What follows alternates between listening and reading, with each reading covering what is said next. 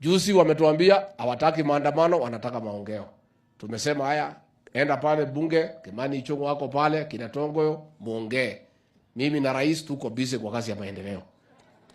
Ama mnataka tukue na nafasi ya kuongea na hii watu? Sasa wasema nyinyi mko na wabunge wenu, tuko na wetu, msugumuze. Ile mtakubaliana mtuarifu. Mzee amesema hapana, wacha arudi kwa barabara. Amerudi. Jana amesema, hii maandamano ni amani. Hakuna kuharibu chochote. Sisi tuko watu watulivu. Sasa leo wamefika pale Ngong Road, wameanza kuchoma mabasi. Naye tumewakalia saa hii.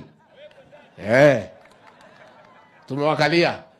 Na tunangoja mzee mwenyewe. Hajatokea, tunangoja. Si ndio? Kwa sababu sasa huyu mtu amezoea kuja kwa serikali kupitia kifua.